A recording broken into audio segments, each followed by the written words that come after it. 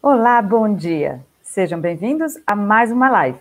E hoje nós vamos explicar a ressonância Schumann, nesse contexto da mini-era glacial que se aproxima.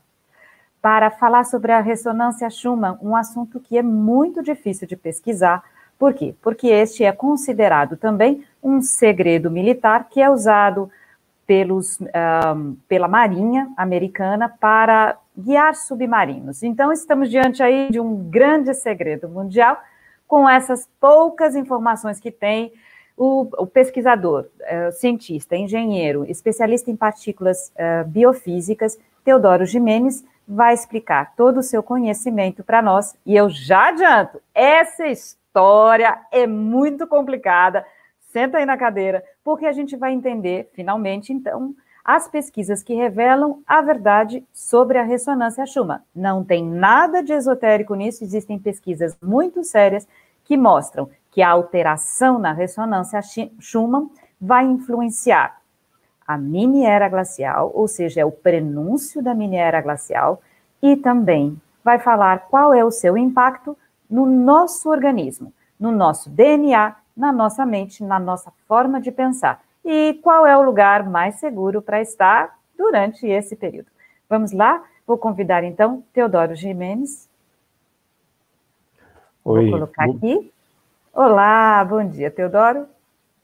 Bom dia a todos. Sim, vamos falar sobre uma coisa sobre a qual qualquer pesquisa em Google sempre vai te levar para o lado esotérico. Vejo um monte de mulheres falando sobre a ressonância Schumann e sempre mostrando alguma coisa que não tem a ver com a ressonância Schumann. Espera aí só um instantinho, eu vou só falar. Você não está vendo só mulher falando disso, não. Olha aí. Não. Tem muito homem falando também. Tem sim. Inclusive, o guru da nova era, que é o Greg Braden, falou coisa a respeito, mas eu acho que ele não teve tempo de pesquisar o que realmente é a ressonância Schumann. De fato, o entendimento dele não é muito simples, porque a ressonância de Schumann é um traço muito sutil em tudo quanto é espectro eletromagnético. E já vamos para ele. A ressonância de Schumann, o principal componente, a fonte da ressonância de Schumann, é aquilo que vocês estão vendo, que são os raios.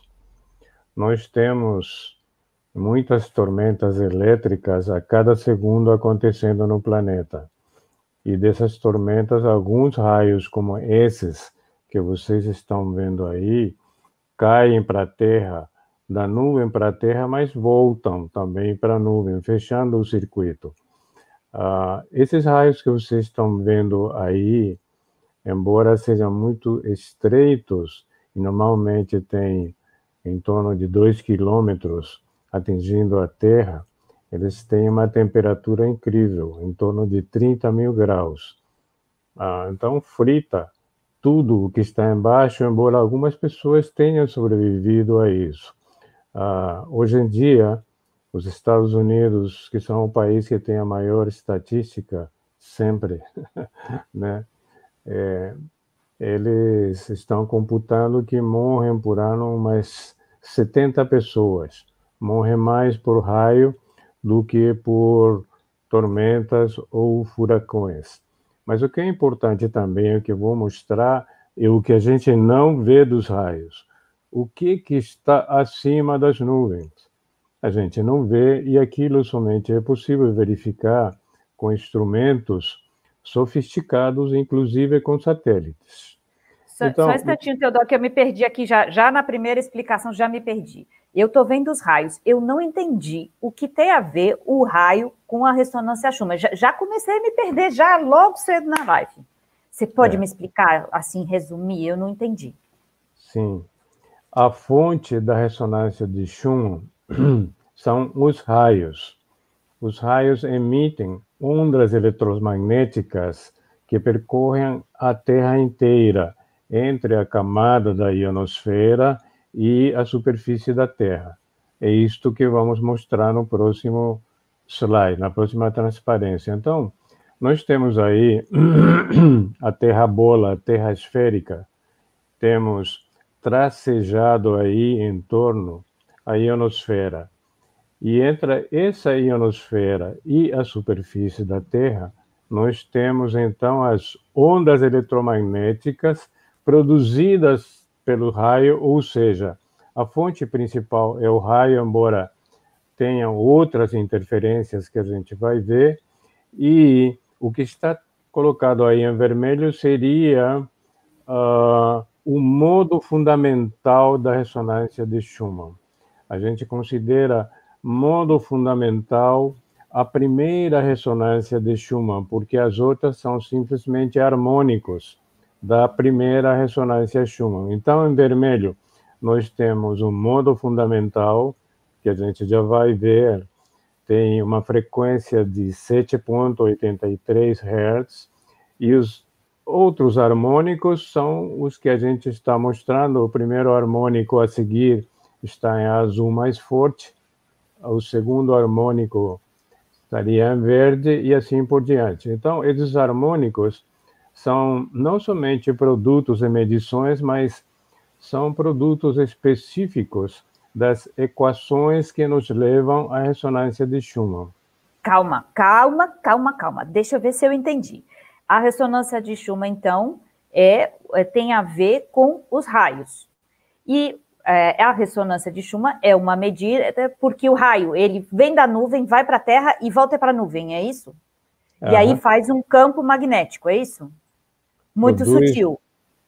Produz uma onda eletromagnética que se espalha entre a ionosfera e a superfície da Terra, percorre a Terra inteira. Então, aquele milissegundo do raio, ele produz uma onda eletromagnética que percorre a Terra num segundo, no modo fundamental, mais de 7 vezes. Entendi. Então, vamos dizer assim, como se fosse eu tocasse um violão, o raio fosse um pim, uma corda de violão. Pim, eu toquei, aí ele vai reverberar dentro da caixa do violão 7 vezes, é isso? E essas outras ondinhas que eu estou vendo de azul e de verde são outros sons, os harmônicos que a gente vai ouvindo também. É mais ou menos isso? Exatamente. É muito importante entender, por exemplo, essa analogia da caixa do violão, porque o som que é produzido quando você toca uma corda depende do tamanho e do formato da caixa de violão. Então, isso mesmo a gente pode aplicar no formato entre a ionosfera e a Terra. Então, depende desse formato. A ressonância de Schumann não é uma coisa aleatória, ela depende fisicamente dessa configuração da altura da ionosfera e da superfície da Terra. Então, ele é fixa por um lado, que funciona numa Terra bola ou numa Terra convexa. Esse diâmetro da Terra é fixo. E essa altura da ionosfera também. Então, é uma constante, é isso? Bom, agora, ainda não ia falar, mas já que tocou no assunto, aqui é que entramos no assunto polêmico, porque todo mundo está falando que a ressonância de Schumann aumentou ou está aumentando de uma forma incrível. Isso foi alimentado, inclusive, desde 2008, porque o Greg Braden fez uma regra de 3 inversa e disse que o dia agora tem 16 horas e não 24. Então, todo mundo está falando da mesma coisa, mas isso é um fake news, é uma fake ciência, porque isto não é verdade. E o motivo principal de que isto não é verdade é que a ressonância de Schumann depende de 2 coisas que não mudam. Somente a energia suprema poderia mudar. O que é? Seria exatamente a caixa dentro da qual a onda eletromagnética se propaga, que seria entre a ionosfera e a superfície da Terra, ou seja, o diâmetro da Terra mandaria, e por outro lado também temos a velocidade da luz, porque estamos tratando de uma onda eletromagnética. Ora, a equação da ressonância de Schumann depende de duas constantes que não é possível mudar, que é o diâmetro da Terra, seja ela esférica ou convexa, e a velocidade da luz. Então, o tom fundamental da ressonância de Schumann não muda. Isto é mentira, é fake news. Isto é fake ciência. O que sim pode mudar, devido às interferências, inclusive à produção de energia elétrica, porque produz a induzida energia eletromagnética, o que pode mudar são as frequências harmônicas que vêm depois. Então, eu vou mostrar quais são essas frequências. Então, voltando, a frequência fundamental da ressonância de Schumann e a intensidade, vamos falar o que significa isso, não muda, porque depende de parâmetros físicos e constante fundamental que não mudam. Repetindo, depende do diâmetro da Terra e depende da velocidade da luz. Isto não muda. Então, a frequência fundamental não muda. Repetindo, o que pode mudar e está mudando ao longo do tempo, devido a várias interferências que a gente vai falar, são os harmônicos. Então, quando você toca a corda do violão, por exemplo, você faz assim, tum. Então, o que vem depois são os harmônicos. Esses harmônicos podem sofrer interferência, mas esta primeira frequência fundamental continua sempre a mesma. Entendi. Okay? Então, é isso que alguns pesquisadores, e eu também assisti uma live de Dáquila Pesquisas, onde o Urandir fala sobre essa frequência constante que rege todos os seres humanos, que está na água, que regem os animais, que é essa constante porque estamos na Terra. Então, independente se o formato da Terra é bola ou se o formato da Terra é convexo, é em relação a esse diâmetro e essa distância da ionosfera. E esses raios, se eu tenho um raio, uma corrente elétrica que vai e volta, eu tenho uma corrente eletromagnética a 90 graus. É o mesmo princípio? E aí é essa corrente eletromagnética que passa 7,8 vezes no mesmo ponto por segundo. É assim? É isso? Dito de forma simples, sim. Tá. É uma onda eletromagnética que percorre a Terra no seu modo fundamental 7,83 vezes num segundo. Por isso é 7,83 Hz. Muito bem. Continuando. Calma, que eu preciso pôr você na tela aqui de novo. Peraí. Pronto. Então, nós estamos olhando a Terra esférica, a Terra bola, e a mesma coisa, se nós temos um diâmetro aqui na Terra esférica, se aplica do mesmo jeito para quem tem esse conhecimento do diâmetro da Terra convexa. Que seria... então, só um instantinho. O diâmetro considerado pela ciência que sustenta a teoria da Terra de bola seria pelo Equador. E aqui, quando se estuda a Terra convexa, esse diâmetro é o diâmetro do Polo Sul. É isso? Bom, é o diâmetro da borda da Terra, que na Terra convexa é considerado o Polo Sul. Então, é o diâmetro da borda. Então, se nós temos aqui o diâmetro não Equador, esse mesmo diâmetro funciona para a borda da Terra convexa. É isso. Entendi. Dito de forma simples. Muito bem. Então, vamos em frente e mostrar aqui o que seria o toroide do campo magnético da Terra, não é? Considerando a Terra convexa. Então, nós estamos vendo uma cúpula em cima em azul, ou domo, e na realidade nós temos essas setas que saem do que seria o Polo Sul e entrando no Polo Norte. É assim que nós consideramos as setas do campo magnético da Terra. Juntando todas essas setinhas, essas linhas do campo magnético, nós temos um toroide, que poderia conformar uma cúpula eletromagnética. De fato, ela conforma o que seria a ionosfera. Continuando um pouco em relação ao...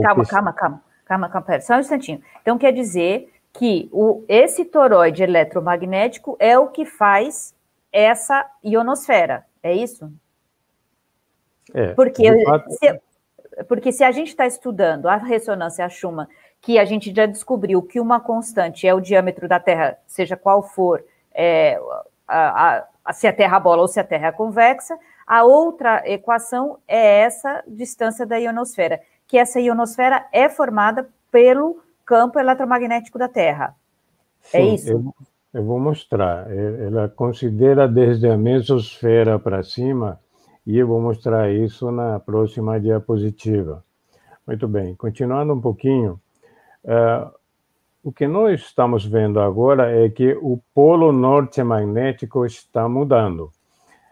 Vocês estão vendo aí, o polo geográfico está bem no meio. Esse aqui seria o polo norte magnético, e esse polo norte magnético está se deslocando dessa forma, ultrapassando o polo físico da Terra. Aqui simplesmente eu estou mostrando duas passagens, passagens marítimas para passar pelo Estreito de Bering entre o Alasca e a Rússia. Mas o que importa aqui nesse mapa é o que vamos ver a seguir, que é desde 1831 qual é a deriva do polo magnético, porque desde essa época que a ciência está acompanhando, ou o pessoal que maneja a ciência estão nos dizendo, a deriva do polo magnético é desta forma e está ultrapassando realmente o polo geográfico. E nesse momento estão dizendo que ele está se aproximando ou indo para a Rússia, ou seja, está saindo desde o Canadá, de onde estava até relativamente pouco tempo atrás, desde o ano 2000 até a época atual. Bom, olhando nesse mapa aqui, que representaria mais ou menos a Terra convexa, nós vemos aqui, então, o polo geográfico, o polo norte magnético. E aqui nós teríamos, então, o Canadá. E aqui estaria, então, a Rússia. Eles estão dizendo que ele está se deslocando para a Rússia. Mas a informação que estou trazendo para vocês, de acordo com pesquisas independentes, e isto nós vamos ver provavelmente já no final deste ano, é que o polo magnético está se deslocando mais ou menos nessa longitude que estou mostrando. E ele vai acabar num ponto no noroeste do Brasil e vai ficar ali por 300 mil anos. Então, esta é uma informação que nós temos, é nova, e na realidade o deslocamento do polo que iria para a Rússia, na realidade, está vindo para o noroeste do Brasil, num ponto específico que nós vamos mostrar no mapa.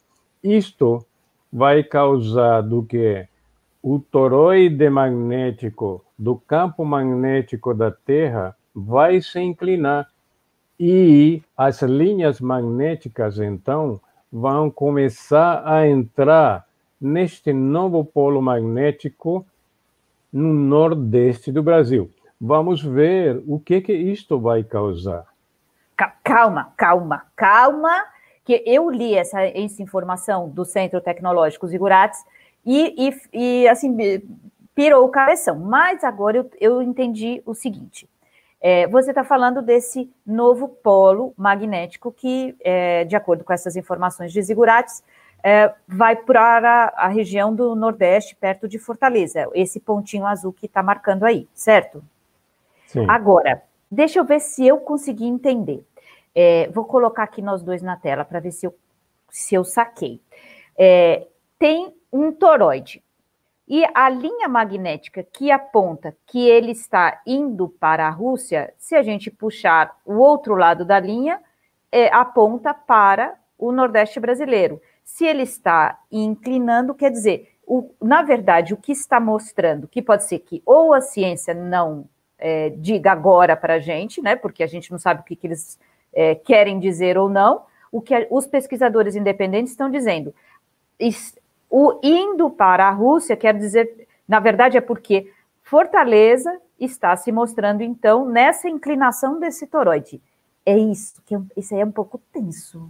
Não, bom, é o seguinte, o que eu estou dizendo é que é como se ele seguisse essa linha de longitude vindo desde o polo atual para o que seria o polo magnético no Nordeste do Brasil.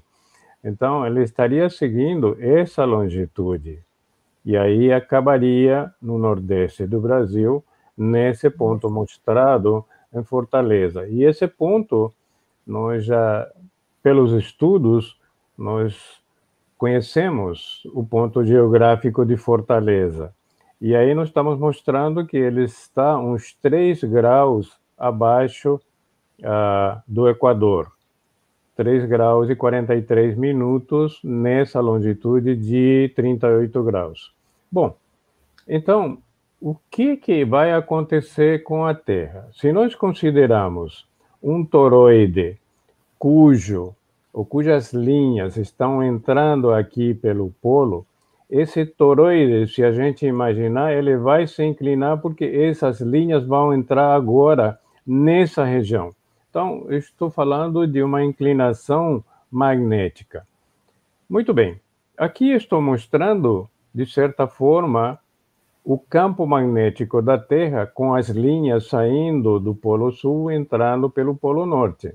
Uhum. E que estou mostrando inclinado. Bom, nós vamos, então, fazer com que essa inclinação seja transferida para esse ponto do Brasil. Então, aqui nós estamos mostrando...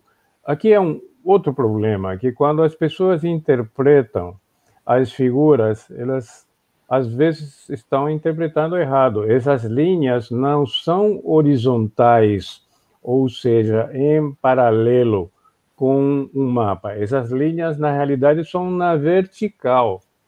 Então, essa linha que está aqui já está numa inclinação de 23 graus nesse ponto que estou mostrando.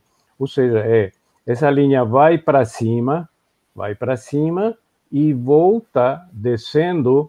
Quando desce, então, ela desce com uma inclinação que tem esses graus nesse momento. O que estou dizendo é isto que vai acontecer. Quando o polo magnético mudar, todas as linhas magnéticas vão se inclinar e se deslocar para entrar exatamente nesse ponto. É isso que estou falando e vamos ver qual é a consequência disso. Ai, que eu tô até com medo, porque essa história dessas lives da mini era glacial, cada vez que aparece um vento aqui, eu já fico apavorada, entendeu? Já fico preocupada qual vai ser a roupa que a gente vai se defender aqui. Mas vamos lá, que o negócio está interessante. Estou começando a entender agora. Vamos lá. Bom, então, aqui nós temos uma diapositiva muito interessante, porque a medição da ressonância de Schumann é complexa. Os aparelhos que estão na Terra têm que ser estações muito sofisticadas. Por quê? Porque a ressonância de Schumann é muito sutil e não tem nada a ver do que é mostrado nos gráficos. Estou mostrando agora um gráfico de um satélite lançado por uma universidade e comandado pela Força Aérea dos Estados Unidos. Esse satélite tem esse nome aqui esquisito, são siglas em inglês, e ele está monitorando a Terra o tempo inteiro, justamente para verificar a ressonância de Schumann. E esse satélite, numa órbita número 666, um número cabalístico, no dia 31... Foram eles que deixaram isso por escrito, não fui eu. Eu não sei, mas é o que eles decidiram mostrar. Este gráfico foi no dia 31 de maio de 2008, exatamente quando havia um mínimo solar. Por quê? Porque eu já falei que a ressonância de Schumann é muito sutil e a gente consegue medir através de instrumentos quando o mínimo solar está emitindo menos radiação. Então, podemos verificar melhor o comportamento dessa ressonância de Schumann. Uma coisa que me chama a atenção é o que eu estou mostrando. Normalmente, todo o pessoal esotérico mostra um gráfico dizendo a ressonância de Schumann aumentou e mostra um gráfico parecido com esse, como se essas linhas verticais fossem a ressonância de Schumann. Não é verdade. Não tem nada a ver com essas linhas verticais. A verdadeira ressonância de Schumann está neste gráfico, se você não souber, disfarçado. Está nessas setinhas brancas. Então, primeiro formato da ressonância é exatamente essa linha branca que está aqui, que eu estou mostrando. E esta ressonância, no primeiro modo, é exatamente em 7,83 Hz. Então, esta é a ressonância de Schumann mostrada nos gráficos e que aparece disfarçado e as pessoas normalmente não conhecem e os esotéricos ficam falando e falando, mas não percebem que a verdadeira ressonância de Schumann está na horizontal, porque percorre a superfície da Terra, não saindo muito fora da ionosfera, ou seja, é um campo que fica atrelado horizontalmente à superfície da Terra. E aqui temos o segundo harmônico. Do lado esquerdo nós temos as frequências, e o segundo harmônico a gente pode ver que está em torno de 14 Hz, o terceiro harmônico 20 Hz, o quarto harmônico seria lá para 26, 27 Hz, e assim por diante, porque os harmônicos vão acontecendo em torno de 6 Hz, que é uma relação matemática. Muito bem. Então, uma vez que a gente entende que a ressonância de Schumann não é esse gráfico na vertical, mas sim essas marcas brancas sutis na horizontal, então nós vamos agora verificar realmente o que acontece com a ressonância de Schumann. Eu queria fazer uma pergunta, porque você mostra aí uma medição quando houve uma outra menor atividade solar. E nós já aprendemos aqui, e se você ainda não viu, as outras lives, está na descrição desse vídeo, todas as lives que falam sobre o momento atual e principalmente sobre o Sol, sobre esse mínimo de atividade solar que nós estamos passando agora. Eu tenho uma pergunta para fazer para você. Há, então, uma interferência nesse momento, ou na ressonância Schumann, para eles colocarem o satélite na órbita aí 666, de uma maior interação na Terra de raios galácticos que chegam e de todas as direções e frequências luminosas, e isso pode estar, então, ser o segredo que eles estão tanto monitorando? Pode haver uma interferência, já que nós estamos numa menor atividade solar. Isso poderia influenciar?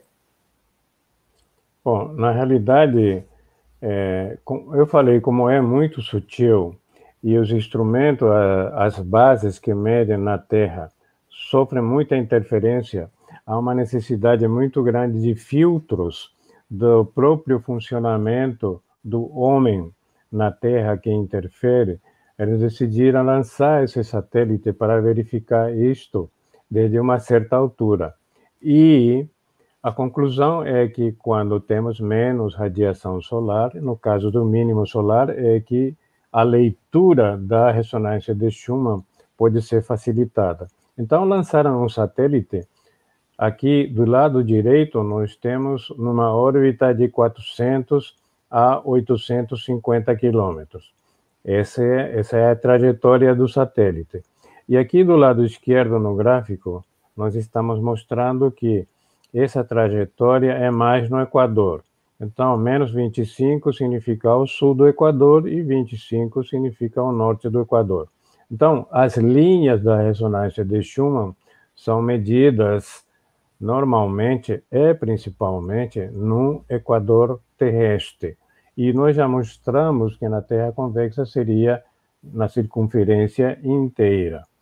E essas sombras, e isso aqui em preto, está mostrando que, devido à interferência da radiação e do funcionamento do homem durante o dia, há sombras na leitura da ressonância de Schumann. Então, é muito mais fácil ter uma leitura no horário da noite e da madrugada do que durante o dia. Então, o que o gráfico, como um todo, quer mostrar é simplesmente isto. Mas o mais importante é entender. A ressonância de Schumann está mostrada nos gráficos normais, sempre na horizontal. Muito bem. Vamos em frente. E aqui nós temos, então, a ressonância de Schumann através de filtros matemáticos que a gente utiliza, transformada de Fourier e uma série de coisas, e também a leitura experimental, onde nós vemos, então, este primeiro modo fundamental da ressonância de Schumann, que eu falei, depende de dois fatores que não mudam, o diâmetro da Terra e a velocidade da luz, por ser onda eletromagnética. Então, esse valor, a menos que a energia suprema mude, ele não vai mudar. Do ponto de vista de frequência. E aqui tenho que mencionar duas coisas. Uma é a frequência e outra é a força, a potência, a intensidade, que é medida em Gauss. São duas medidas independentes. Uma não tem nada a ver com a outra. Daí é que vem a grande confusão. Então, o que está acontecendo é que, por exemplo, o primeiro harmônico está em 14, o segundo em 20, e assim por diante. O que está acontecendo é que essas frequências harmônicas, que seriam as ressonâncias harmônicas, elas podem ser alteradas por influência, inclusive, do ser humano. E aqui vemos, em 50 Hz, um pico enorme. Então, por exemplo, no Brasil, nós temos a parte de energia elétrica em 50 Hz. Em outros países, é 60 Hz. Aqui estou mostrando a influência como um pico enorme na medição dos instrumentos da ressonância Schumann devido à interferência do homem, que é exatamente o uso da eletricidade, que é em 50 Hz, que produz um campo magnético. Então, o que estou querendo dizer? Primeiro, este modo fundamental depende de constantes que não mudam. Repetindo, diâmetro da Terra e velocidade da luz. As frequências ressonantes poderiam mudar devido a outros componentes, como, por exemplo, a própria eletricidade industrial do que é utilizado pelo homem.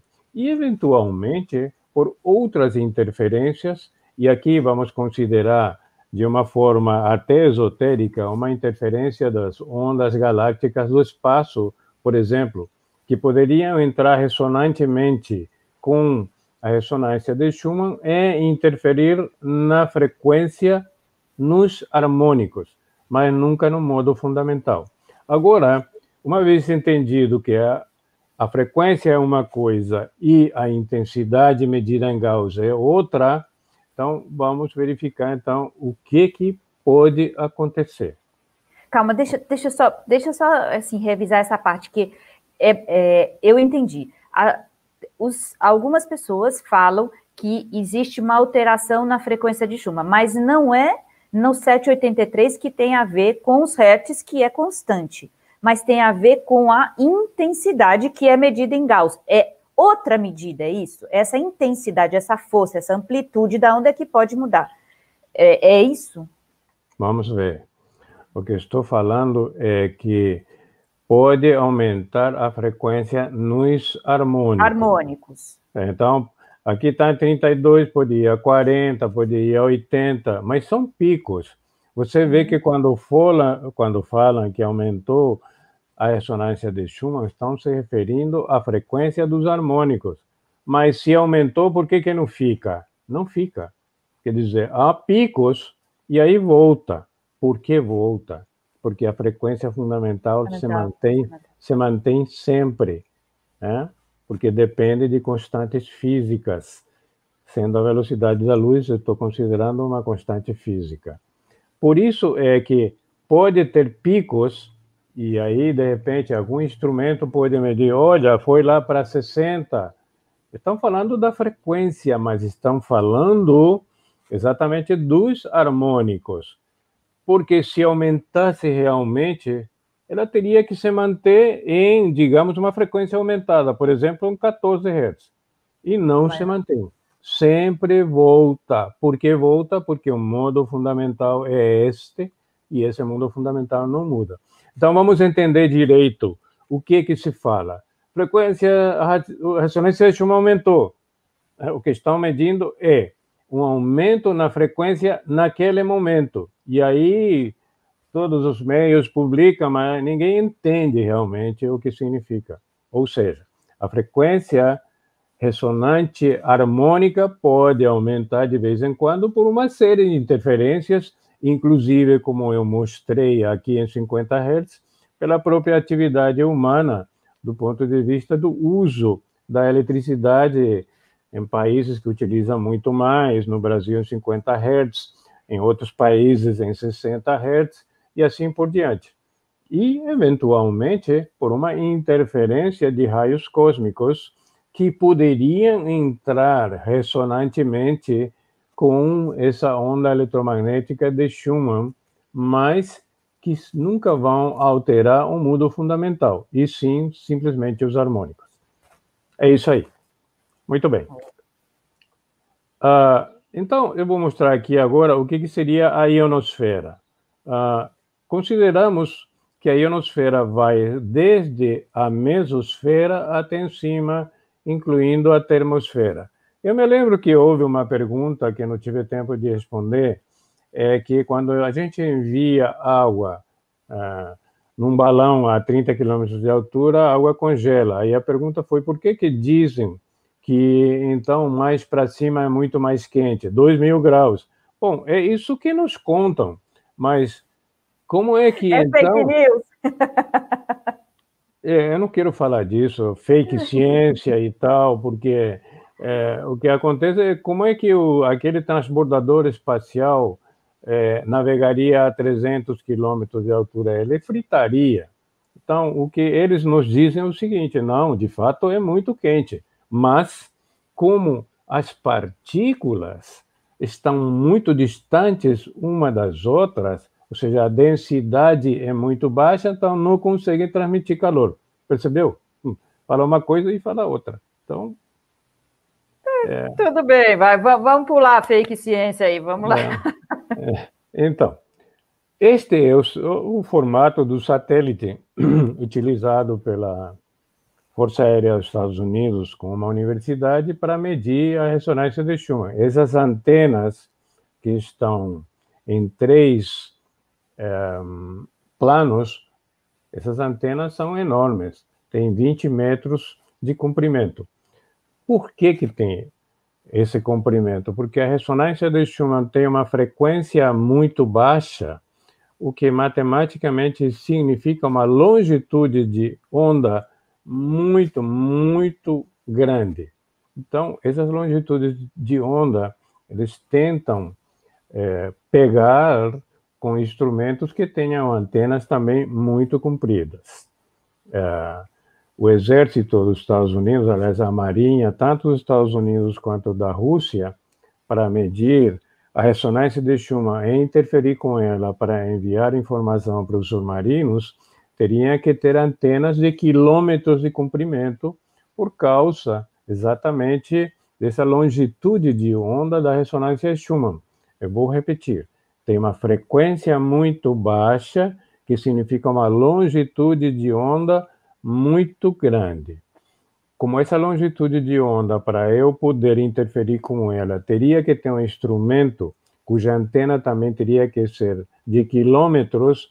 Então, o que eles fazem são estações, que eles dizem que não existe mais, mas são estações que utilizam tipo antenas magnéticas induzidas. Mesmo assim, tem estações que têm 20 a 30 quilômetros de comprimento, colocando eletrodos em 20 ou 30 quilômetros para simular uma antena magnética induzida e, dessa forma, interferir ou cavalgar a ressonância de Schumann, que tem uma longitude muito grande. E quando estou falando longitude, estou falando nessas frequências baixas, longitude de 50 a 100 mil quilômetros.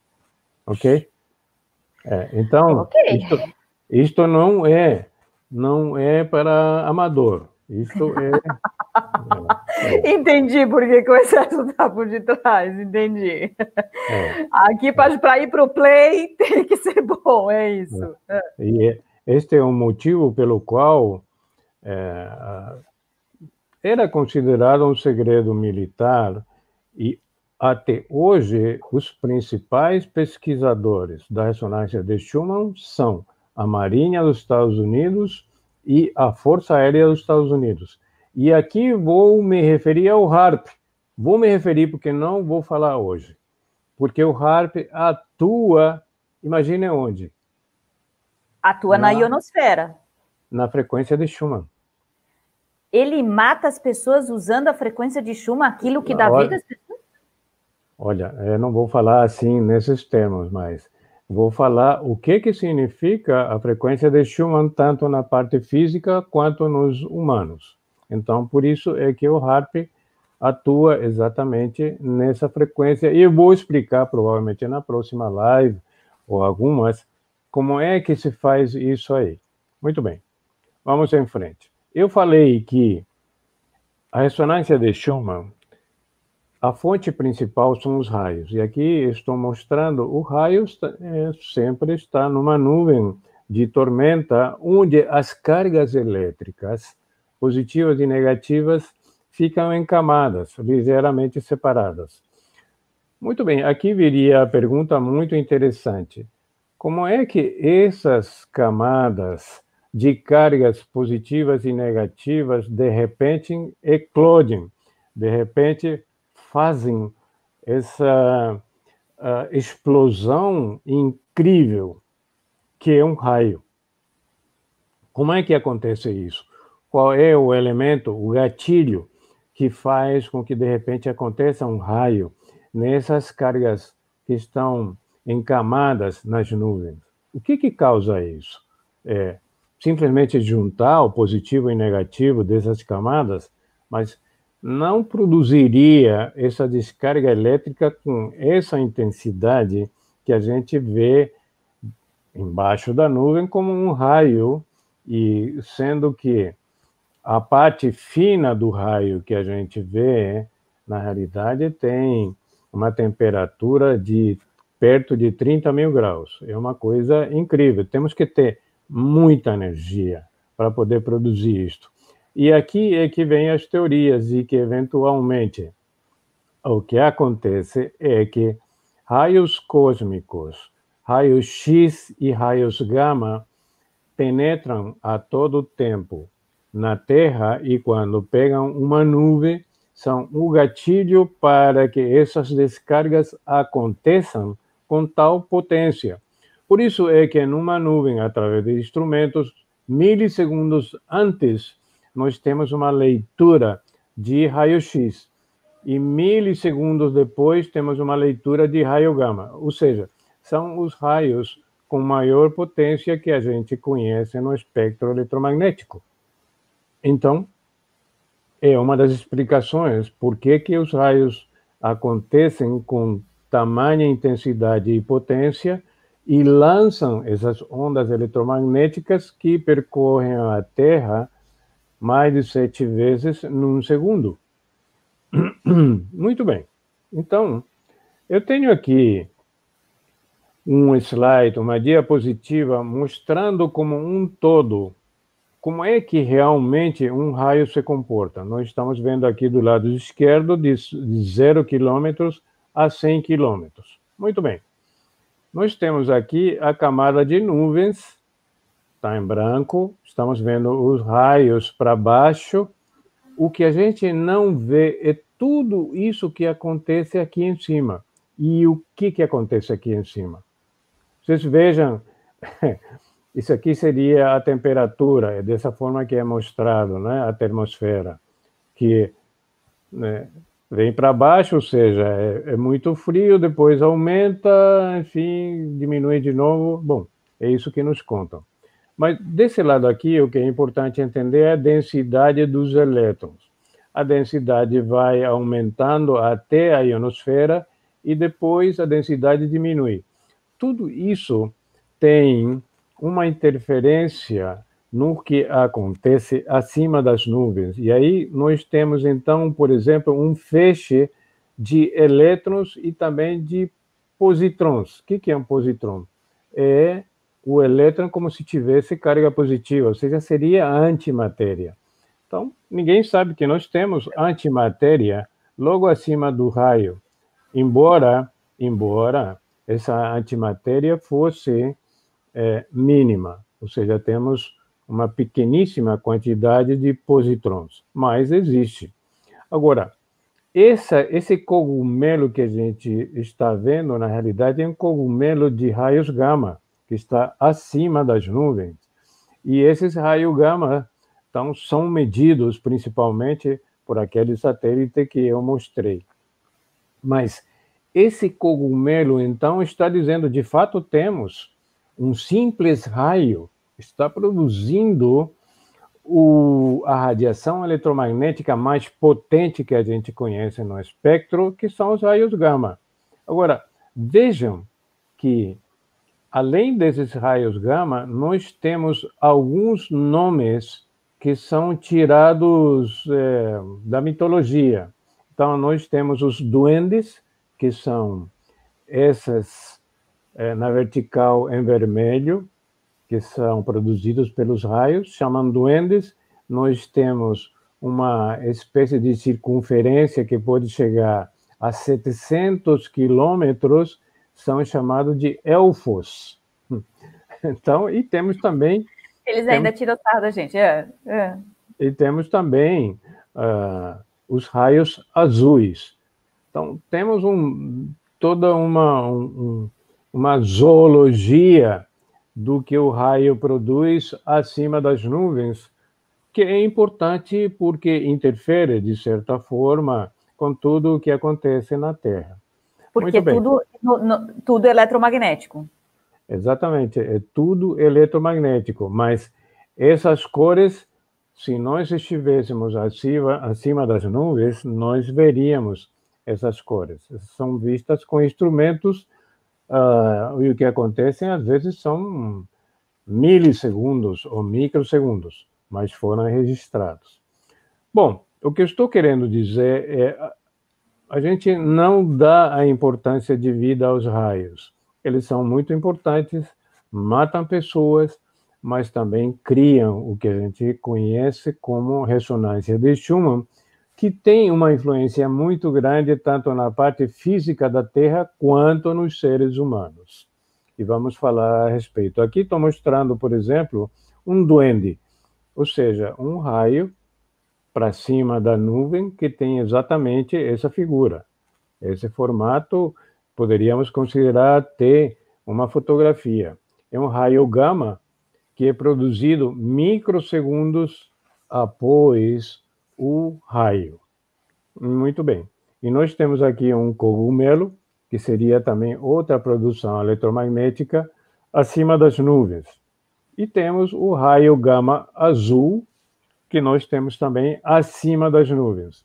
São vários tipos de emissões eletromagnéticas.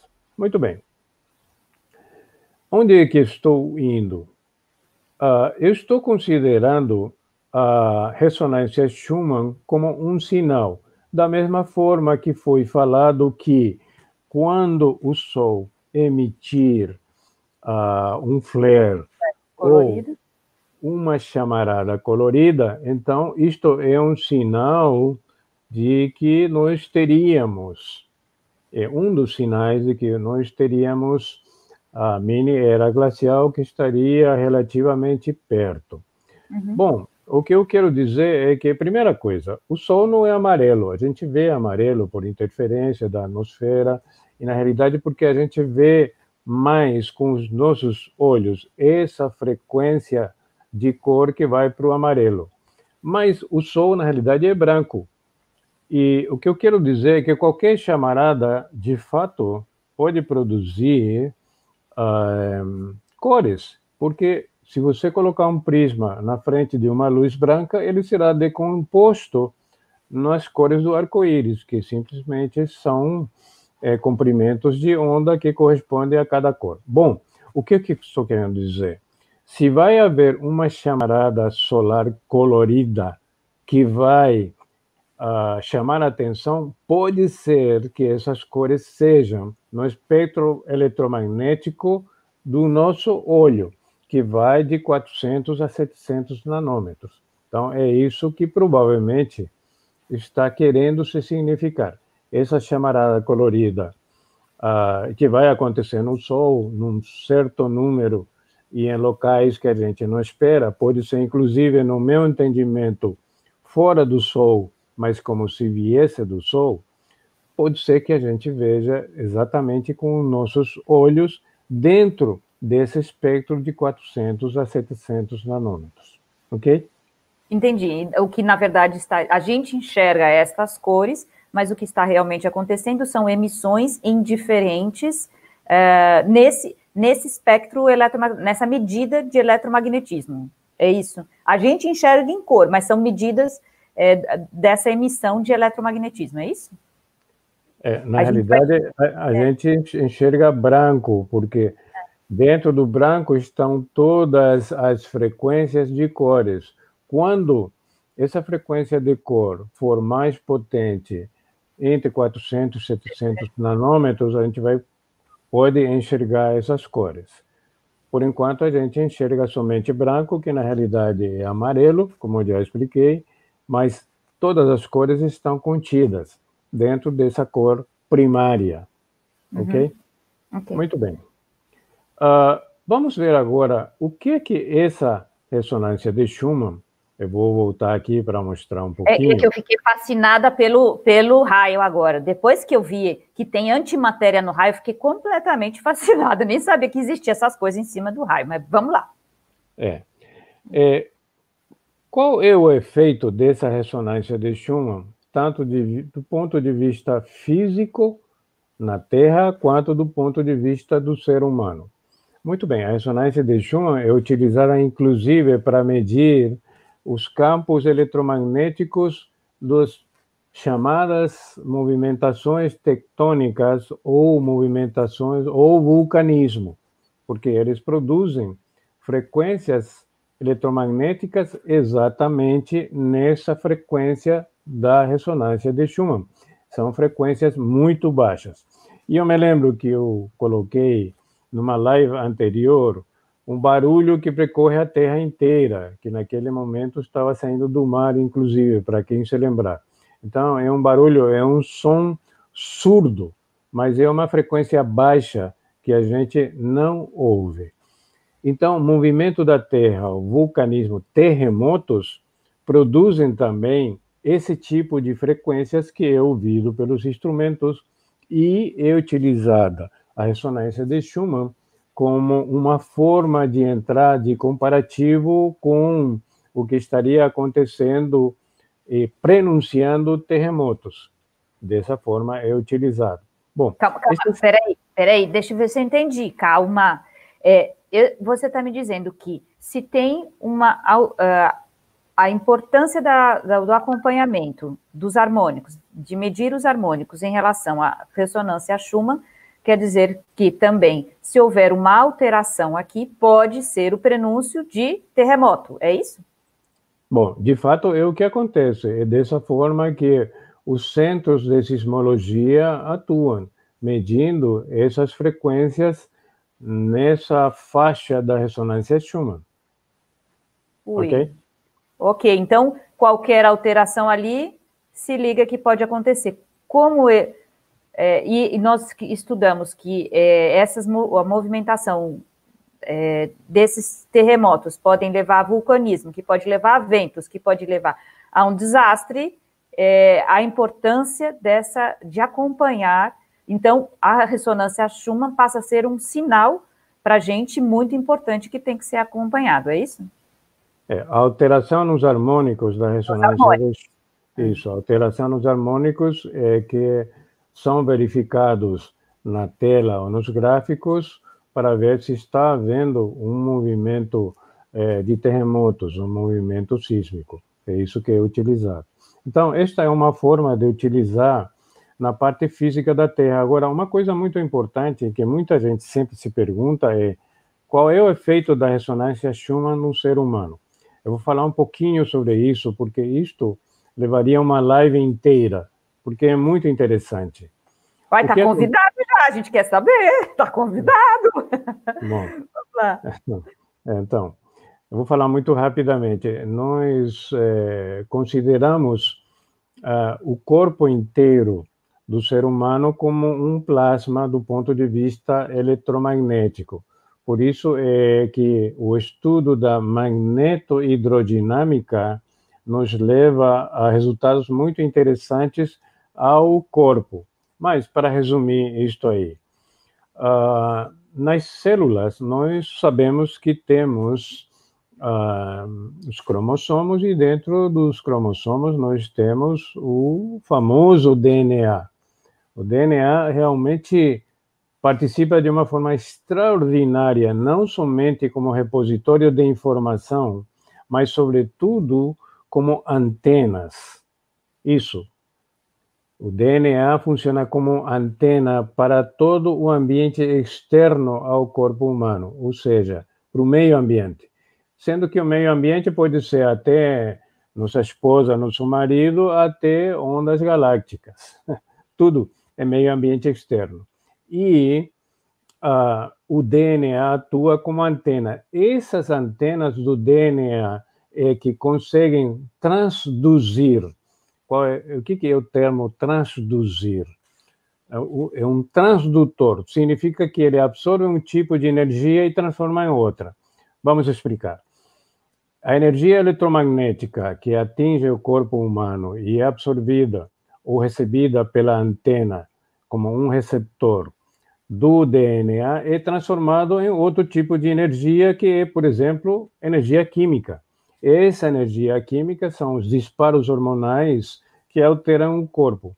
Então, há estudos já muito aprofundados dessa interação eletromagnética no bioeletromagnetismo do corpo e na bioquímica do corpo, levando até o que o meu amigo Poppe, o alemão, que trabalha com os biofótons, é o maior incentivador, pesquisador dos biofótons, dizem que, ora, o biofóton é emitido pelo DNA, mas o DNA tem que ter um input, tem que ter um insumo de energia. Então, esse insumo de energia, estou dizendo, que vem da ressonância de Schumann, principalmente, do campo eletromagnético como um todo, é absorvido como um receptor.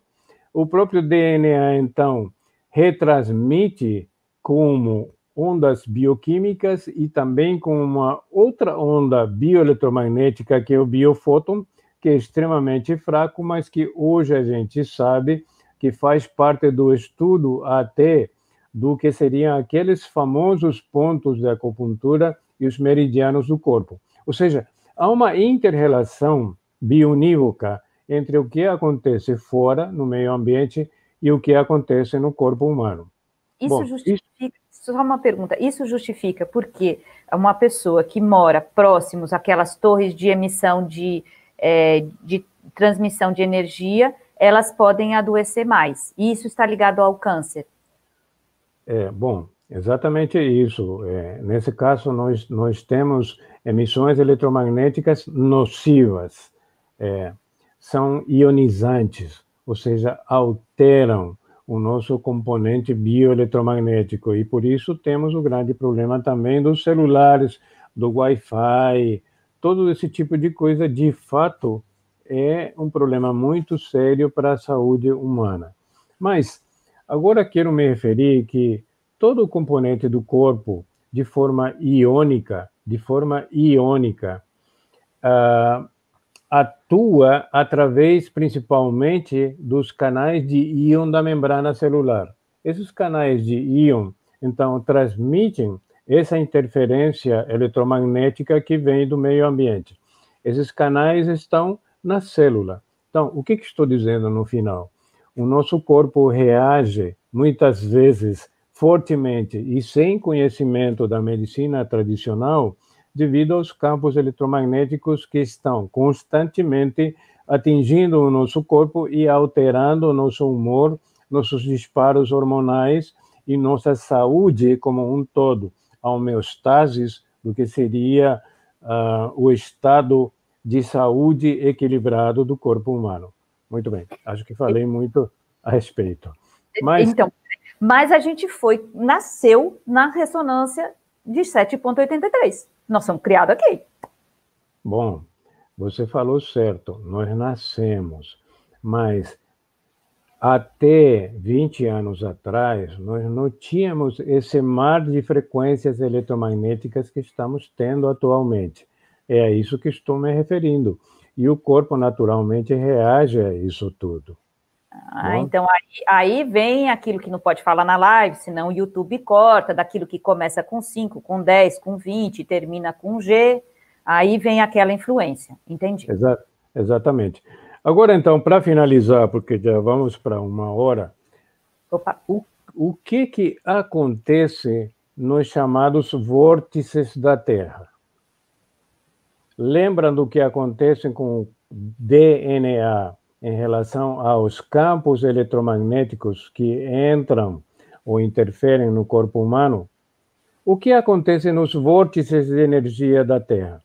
E nós temos um vórtice de energia aqui que muita gente conhece, que seria a cidade de Zigurates. Mas o conhecimento científico vem das montanhas rochosas nos Estados Unidos, onde tem um ponto chamado Sedona, que é um ponto muito conhecido para todo o pessoal que se reúne para efeitos, inclusive de percepção extrasensorial. Em Sedona, nós temos pesquisadores independentes, como um engenheiro chamado Benjamin Lontre, para quem quiser estudar o nome, é porque a própria NASA está se referindo a ele como um dos grandes pesquisadores que verifica a incidência do campo magnético e da ressonância de Schumann nesse ponto de Sedona. Por quê? Porque esse ponto é um vórtice da Terra devido ao óxido de ferro. E o que faz o óxido de ferro? O óxido de ferro utiliza todos esses campos magnéticos e colocam como um feixe, como um foco. Esse foco saindo ou entrando nesses pontos, que seriam campos eletromagnéticos puros, ou seja, não seriam dipolares, norte-sul, mas campos eletromagnéticos puros, tem interferência no ser humano. E essa interferência se traduz, inclusive, em percepção extrasensorial e num estado, em inglês seria exhilaration, que seria num estado de felicidade. Então, esses vórtices, de fato, interferem no nosso humor, no nosso sentimento, na nossa saúde como um todo. Ora, se existem esses vórtices, e lá em Sedona nós temos óxido de ferro, que interferem com o que seria a magnetita do corpo humano, não vou falar sobre isso, porque não há mais tempo, mas, por exemplo, o que estaria interferindo nessa cidade de Zigurates? O que a gente sabe, pelo que nos foi contado, é que nós teríamos, nesse ponto, um grande meteorito de cobalto que estaria nas profundezas. Então, o que nos leva a crer que o elemento químico cobalto está produzindo um tipo de interferência magnética que cria nesse vórtice da Terra não somente esse estado exilariante de felicidade, de comportamento humano diferente e de percepção extrasensorial, mas que poderia também interferir em portais magnéticos. E isto nós estamos sabendo por pesquisas realizadas em Sedona e estamos transferindo para o nosso conhecimento para a cidade de Zigurate. Então, se eu coloco aí uma pirâmide, uma construção escalonada, que tenha proporções, que tenham medidas, que realmente podem fazer como se fosse um capacitor, conforme a gente estuda pelas outras pirâmides construídas pelo mundo, eu transformo esse lugar no lugar mais legal do universo para ir, entendeu? Antes de você pirar o cabeção, você vai para lá e fica ótimo, é isso. Bom, se tem um lugar para ficar bem, é aí. Eu vou terminar com isso, porque isto é um papo para próximas lives. O que acontece é que as ondas estacionárias produzidas pela pirâmide potencializam todo o campo eletromagnético do local e isto pode ser transferido a quilômetros de distância, atingindo locais do sistema Terra que a gente nem imagina no momento. Mas isto fisicamente a gente pode explicar numa próxima live. Acho que chegamos agora ao nosso momento e por hoje isso é tudo. Ok, eu agradeço muito, aí fiquei com mais perguntas ainda e com maior curiosidade para saber os efeitos da ressonância Schumann sobre o DNA, porque está falando sobre a nossa vida, como a gente pode, que cuidados a gente deve tomar, e saber como esses campos eletromagnéticos podem funcionar numa construção escalonada. Teodoro, eu agradeço muito a sua disponibilidade de nos explicar a ressonância Schumann e tenha certeza que daqui para frente, quando tiver um raio, eu vou ficar ainda mais fascinada pela natureza. Eu agradeço muito, então acompanhe as nossas lives aqui no canal e se você quiser saber mais sobre a mini era glacial e entender por que a ressonância Schumann ela é uma medida importantíssima que está sendo acompanhada pelos centros independentes, como o Centro Tecnológico Zigurates, e também pela NASA, através da órbita 666, para saber o que acontece, é essa proximidade da era glacial. A gente fez aqui uma sequência de lives, convido todos a buscar esse conhecimento, que vai explicar sobre os fenômenos na Terra que parecem ser aleatórios, mas não, estão todos encadeados nesse relógio cíclico que acontece com esse planeta em que vivemos. Teodoro, eu agradeço muito e agradeço a todos vocês a nossa companhia de hoje. Obrigada. Ok. Abraço a todos. Muito obrigada. Até mais. Nos vemos, então, na nossa próxima live. Até mais.